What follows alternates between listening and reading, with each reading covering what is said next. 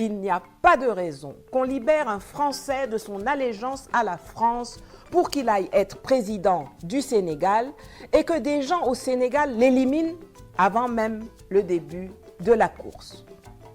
C'est ainsi que Macky a décidé de tout Niagami le 3 février.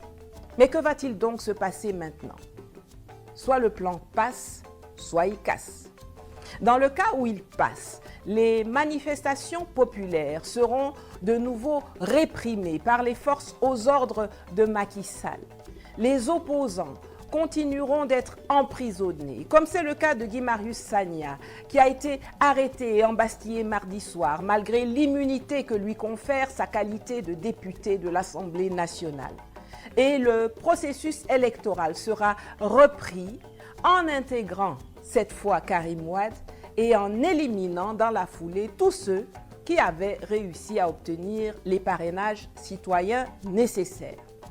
En effet, on rappelle que Macky Sall avait introduit la disposition d'un parrainage des candidats, soit par les populations, soit par les élus, dans le processus électoral sénégalais en 2018, dans le but, disait-il, de limiter les candidatures. Résultat, 20 candidats validés par le Conseil constitutionnel. La Cour de justice de la CEDEAO avait jugé cette disposition illégale et avait ordonné qu'elle soit retirée en 2021. Mais Macky avait alors fait la sourde oreille. Mais voilà qu'en 2024, ce que lui-même a fait là, il veut maintenant défaire pour ne garder que le parrainage des élus, ce qui aura pour conséquence de réduire le nombre des compétiteurs à 3 ou 4, dont Karim et bien évidemment aussi Amadou Ba, le candidat qu'il a désigné pour prétendument lui succéder, mais que personne ne piffe, même pas dans son propre camp, et qui n'a aucune chance de gagner l'élection présidentielle. C'est d'ailleurs pour cela qu'il a été choisi. Donc, ne perdez pas votre temps à le plaindre. Quant à Sonko, contrairement à ce que certains peuvent espérer, le report des élections ne lui bénéficiera pas parce que même s'il était libéré entre-temps, ses droits civiques demeurent suspendus pour 5 ans. La deuxième option, c'est que leur plan échoue parce que des mobilisations populaires s'amplifient et que soit Macky est contraint de reculer et de laisser l'élection se dérouler comme prévu le 25 février, soit des foules de centaines de milliers de personnes déferlent vers le palais présidentiel et le contraignent à prendre la poudre d'escampette, à fraya, à fuir, comme son acolyte du Burkina Blaise Compaoré en 2014. Macky Sall n'a jamais été aussi isolé. En dehors des médias qui s'insurgent partout dans le monde, le Sénat américain, par la voix du président du Comité des affaires étrangères Ben Carbon, a condamné le coup de force de Sall dans des termes très peu diplomatiques. Je cite, « Le retard de l'élection présidentielle au Sénégal place le pays sur une voie dangereuse vers la dictature et ne doit pas être toléré. Le président Sall doit annuler cette décision imprudente et veiller à ce que les élections aient lieu avant la fin de son mandat constitutionnel. » Fin de citation. Même l'organisation de malfaiteurs connue sous le vocable CEDEAO appelle, je cite, « la classe politique à prendre de toute urgence toutes les mesures nécessaires pour rétablir le calendrier électoral conformément à la Constitution du Sénégal. » Fin de citation. En français facile, cela signifie que Macky Sall doit rétablir le décret portant convocation du corps électoral pour le 25 février 2024.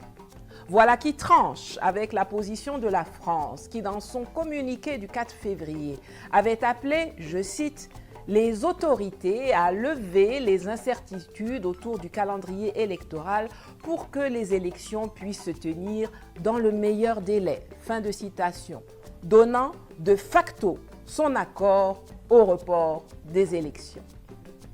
Ces voix discordantes indiquent que Macron n'a pas expliqué son plan à ses camarades occidentaux. Et cela se comprend, car en fait, l'installation au forceps de Karim Wade à la tête du Sénégal a pour finalité de sécuriser pour la France les ressources en gaz et en pétrole qui vont commencer à y être exploitées cette année.